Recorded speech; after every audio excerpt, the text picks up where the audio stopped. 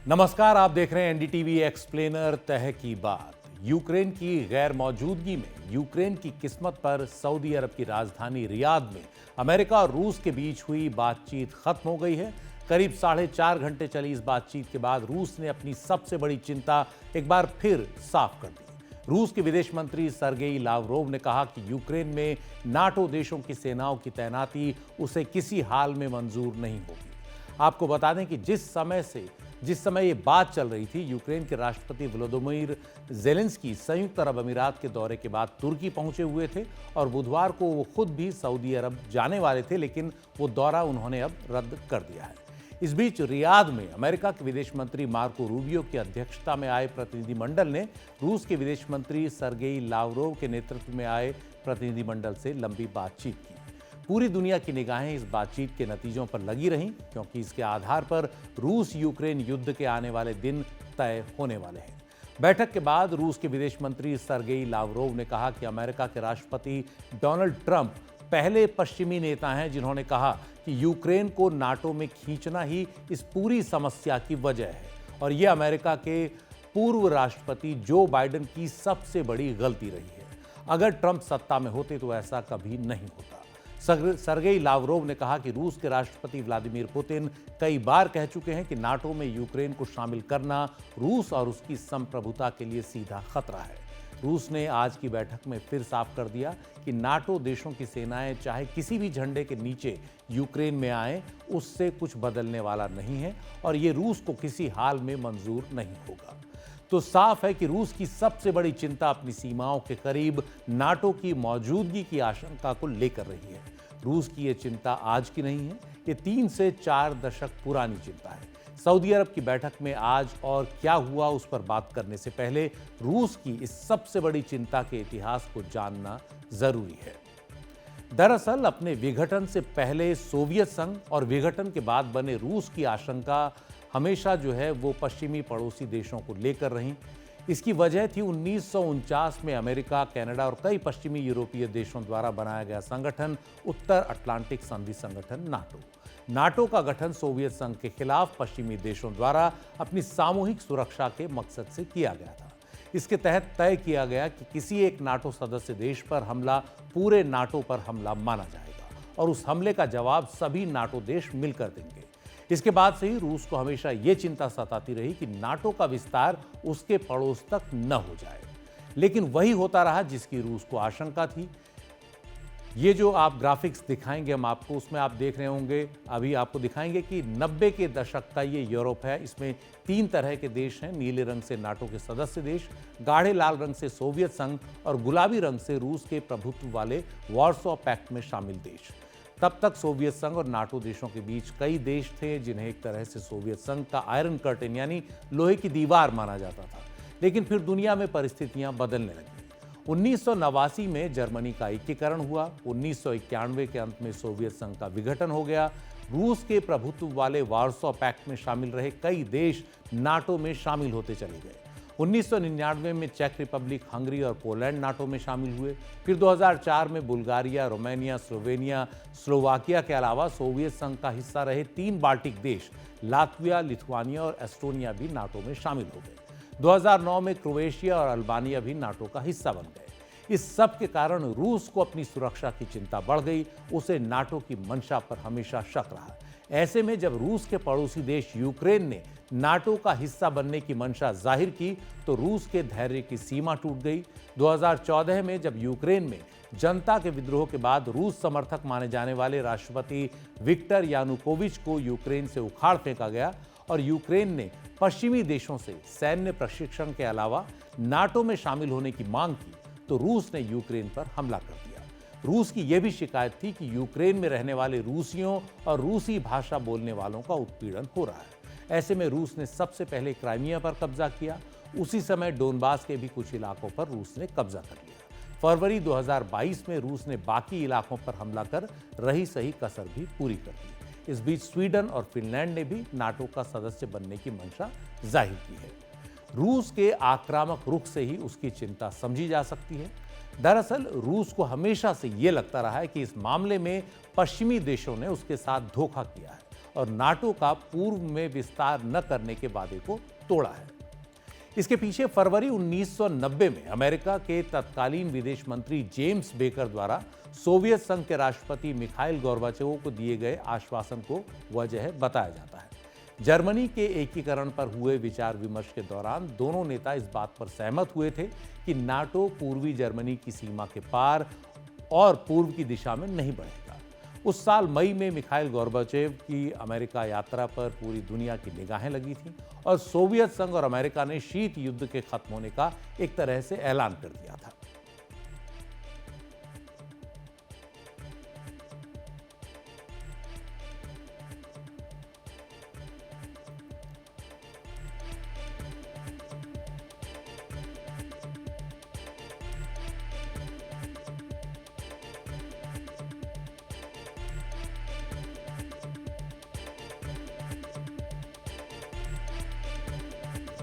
Mr. President, the eyes of the world are on you, and they are on President Bush. Together, our nations have the responsibility to leave behind not only the Cold War, but also the conflicts that preceded it. मई 1990 में ही NATO के तत्कालीन महासचिव ने भी Brussels में अपने एक भाषण में ये बात दोहराई। इसके बाद सितंबर में पश्चिमी देशों और सोवियत संघ के बीच एक समझौता हुआ जिसके मुताबिक नाटो की सेनाएं पूर्वी जर्मनी से आगे वॉर्सो पैक्ट का हिस्सा रहे देशों में तैनात नहीं होंगी। लेकिन ये समझौता टिका नहीं, जैसा हमने आपको दिखाया, और एक के बाद एक पूर्वी यूरोप के देश नाटो में शामिल होते गए। जब बात यूक्रेन के नाटो में शामिल होने तक पहुंच गई तो हमने देखा रूस ने जो है अपना उसका धैर्य टूट गया। उसने 2 बार यूक्रेन पर हमला किया। यूक्रेन पर दूसरे हमले को अब 3 साल पूरे होने को हैं। इसी युद्ध को खत्म करने के लिए सऊदी अरब में रूस और अमेरिका के जो प्रतिनिधिमंडल हैं उनके बीच बातचीत हुई, जिसमें रूस ने नाटो में यूक्रेन के शामिल होने को अपनी सबसे बड़ी चिंता बताया। रूस के विदेश मंत्री सर्गेई लावरोव और अमेरिका के विदेश मंत्री मार्को रूबियो के नेतृत्व में हुई बातचीत में कई और मुद्दों पर भी सहमति बनी। अमेरिकी विदेश मंत्री मार्को रूबियो ने कहा कि अगर यूक्रेन युद्ध खत्म हो जाता है तो अमेरिका और रूस के संबंधों में सुधार के शानदार मौके पैदा हो सकते हैं। उन्होंने कहा कि दोनों पक्ष वॉशिंगटन और मॉस्को में अपने अपने दूतावासों में स्टाफ को बहाल करने पर सहमत हुए हैं। यूक्रेन शांति वार्ता के लिए एक उच्च स्तरीय टीम बनाने पर भी सहमति बनी है। यह भी तय हुआ कि रूस और अमेरिका करीबी रिश्ते और आर्थिक सहयोग बढ़ाने की कोशिश करेंगे। मार्को रूबियो ने यकीन जताया कि यूक्रेन के साथ युद्ध खत्म करने से जुड़े एक उचित और स्थायी समझौते के लिए रूस एक गंभीर प्रक्रिया शुरू करने को तैयार है। कोई भी समझौता अमेरिका, रूस, यूक्रेन और यूरोप को स्वीकार्य होना चाहिए। मार्को रूबियो ने इस बात से इनकार किया कि यूक्रेन और यूरोप को बातचीत से दरकिनार किया गया है। अमेरिका और रूस दोनों ही प्रतिनिधिमंडलों ने बातचीत को सकारात्मक बताया है। Came away today convinced that they are willing to begin to engage in a serious process to determine how and how quickly and through what mechanism can an end be brought to this war. Whether we can ultimately reach that outcome will obviously depend on every side in this conflict's willingness to agree to certain things. ये जो बातचीत हुई रूस और America के बीच, इसमें दोनों ही देशों के राष्ट्रपतियों के बीच भविष्य में बातचीत की भूमिका तैयार करने की ओर भी कदम बढ़ाया गया। हालांकि दोनों नेताओं के बीच बातचीत कब होगी इसकी कोई तारीख अभी तय नहीं हुई है, काफी काम बाकी है। उधर यूक्रेन के राष्ट्रपति व्लादिमीर ज़ेलेंस्की ने सऊदी अरब में अमेरिका और रूस के बीच हुई बातचीत की आलोचना की है। तुर्की के दौरे पर मौजूद ज़ेलेंस्की ने कहा कि यूक्रेन और यूरोप को शामिल किए बिना इस मुद्दे पर सार्थक बातचीत नहीं हो सकती। ज़ेलेंस्की के साथ मौजूद तुर्की के राष्ट्रपति रजब तैयब अर्दोआन ने तो कहा कि इस युद्ध को खत्म कराने के लिए उनका देश यानी तुर्की ही सबसे बढ़िया मेजबान हो सकता है। अर्दोआन ने रियाद में हुई बैठक को ट्रंप द्वारा बातचीत से युद्ध खत्म करने की राजनयिक पहल बताया। ये भी कहा कि 2022 में रूस और यूक्रेन के बीच हुई बातचीत समझौते के काफी करीब पहुंच गई थी।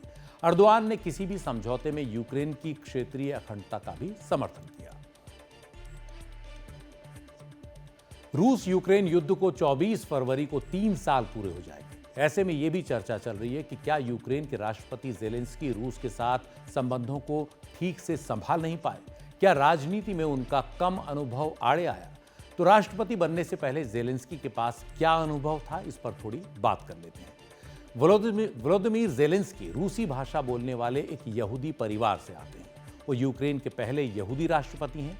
उनके प्रधानमंत्री वोलोदिमीर ग्रोइजमैन भी एक यहूदी हैं और इस तरह इजराइल के बाद यूक्रेन दुनिया का पहला देश है जिसके राष्ट्र प्रमुख और सरकार के प्रमुख दोनों ही यहूदी हैं। कानून की डिग्री हासिल करने वाले ज़ेलेंस्की पहले एक टीवी कलाकार रहे। उन्होंने एक टीवी प्रोडक्शन कंपनी बनाई थी। विवादित अरबपति इहोर कोलोमोइस्की के नेटवर्क के लिए उन्होंने कई शो किए। वो एक कामयाब कॉमेडियन के तौर पर यूक्रेन में काफ़ी प्रसिद्ध रहे। 2015 तक टीवी और फिल्म बनाने पर ही उनका पूरा ध्यान रहा। टीवी पर अपने एक show servant of the people में राष्ट्रपति का किरदार निभाने वाले ज़ेलेंस्की की शोहरत जब अपने शीर्ष पर थी तो उनका रुझान राजनीति की ओर बढ़ा। किसे पता था कि वो असल में भी यूक्रेन के राष्ट्रपति बन ही जाएंगे। 2018 में ज़ेलेंस्की ने जब यूक्रेन के राष्ट्रपति पद के लिए अपनी उम्मीदवारी का ऐलान किया तो बहुत ही कम लोगों को एहसास रहा होगा कि वो तत्कालीन राष्ट्रपति पेट्रो पोरोशेंको या पूर्व प्रधानमंत्री यूलिया टाइमोशेंको को हरा देंगे। ज़ेलेंस्की ने चुनाव के दूसरे राउंड में 70% से ज्यादा वोट हासिल किए। राष्ट्रपति बनने के बाद उन्होंने संसद को भंग कर दिया और चुनाव कराए। चुनाव में उनकी party servant of the people ने बहुमत हासिल किया। जैसा हमने बताया कि सर्वेंट ऑफ द पीपल उनके ही एक टीवी शो का नाम था और इसी नाम से उन्होंने अपनी पार्टी बनाई। रूसी भाषा बोलने के कारण ये उम्मीद थी कि ज़ेलेंस्की यूक्रेन के पूर्वी इलाके डोनबास के साथ करीबी संबंध बढ़ाएंगे, उनके साथ करीबी और करेंगे। ज़ेलेंस्की से पहले यूक्रेन में भ्रष्टाचार की शिकायतें आम थी और डोनबास में गृह युद्ध में 13,000 से ज्यादा लोगों की जान जा चुकी थी। जनता का अपने परंपरागत नेताओं पर से विश्वास कम हो रहा था। माना गया कि ज़ेलेंस्की के आने से जनता में विश्वास बहाल होगा, लेकिन ज़ेलेंस्की इन दोनों ही मोर्चों पर कामयाब नहीं हुए। टीवी पर ज़ेलेंस्की की शुरुआती छवि बनी कि वो भ्रष्टाचार को उखाड़ फेंकेंगे, लेकिन ऐसा हुआ नहीं। अपने कुछ पुराने करीबी साथियों की वजह से भ्रष्टाचार के दाग उनसे भी चिपकते गए। उन पर यह भी आरोप लगा कि वो अपने पुराने सहयोगी और विवादित अरबपति इहोर कोलोमोइस्की के इशारे पर काम कर रहे हैं। मार्च 2020 में जब उन्होंने भ्रष्टाचार के खिलाफ कदम उठाने के लिए चर्चित प्रधानमंत्री ओलेक्सी होनचारुक को हटाया तो भी ज़ेलेंस्की पर सवाल उठे। ज़ेलेंस्की की सरकार के कई मंत्रियों पर भ्रष्टाचार के आरोप लगते रहे, कई को पदों से हटाया भी गया। ऊपर से डोनबास में युद्ध का खत्म न होना लगातार ज़ेलेंस्की के लिए एक फांस बनी रही। 2019 के राष्ट्रपति चुनाव के दौरान एक सर्वे में 70% लोगों ने कहा था कि डोनबास युद्ध बंद होना उनकी पहली प्राथमिकता है, लेकिन ऐसा नहीं हुआ। डोनबास अस्थिरता के दौर से गुजरता रहा। 2021 तक रूस के राष्ट्रपति व्लादिमीर पुतिन डोनबास को यूक्रेन का अंदरूनी मुद्दा ही बताते रहे, लेकिन फरवरी 2022 में जब रूस ने यूक्रेन पर आक्रमण किया तो डोनबास में रूस समर्थित विद्रोहियों के गढ़ लुहांस्क और डोनेट्स्क इलाकों की आज़ादी के लिए विशेष फौजी ऑपरेशन चलाया। आज हालत यह है कि करीब 3 साल के युद्ध के बाद यूक्रेन का करीब 20% इलाका रूस के कब्जे में है। Institute for the study of war द्वारा जारी इस ताज़ा नक्शे में आप देख सकते हैं कि एक बड़ा इलाका जो है उस पर रूस ने कब्जा कर लिया है। क्राइमिया से लेकर खेरसों, ज़ैपोरिज़िया, डोनेट्स्क का एक बड़ा इलाका और लुहांस्क का तो पूरा इलाका रूस के कब्जे में है।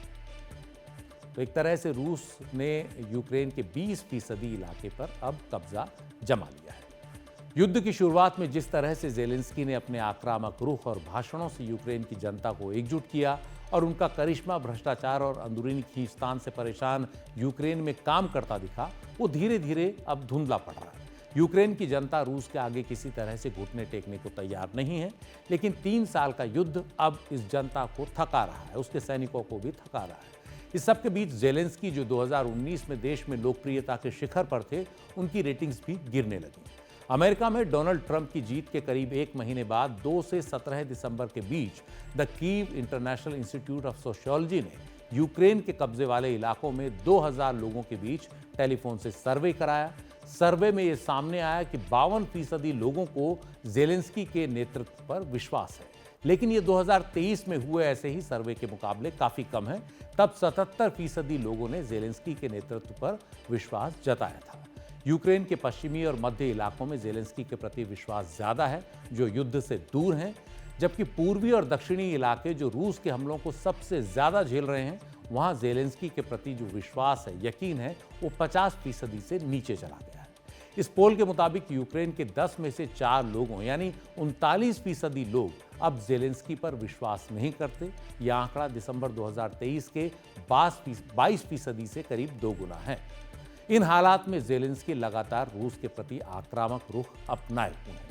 उधर यूक्रेन की जनता भी अपनी क्षेत्रीय अखंडता को लेकर बहुत सजग है और उसकी कीमत पर कोई समझौता करने को तैयार नहीं है। एनडीटीवी एक्सप्लेनर में वक्त है ब्रेक का। ब्रेक के बाद देखेंगे क्यों यूरोप ने रूस पर तमाम पाबंदियां भी लगाई और क्यों उससे एलएनजी खरीदता भी रहा।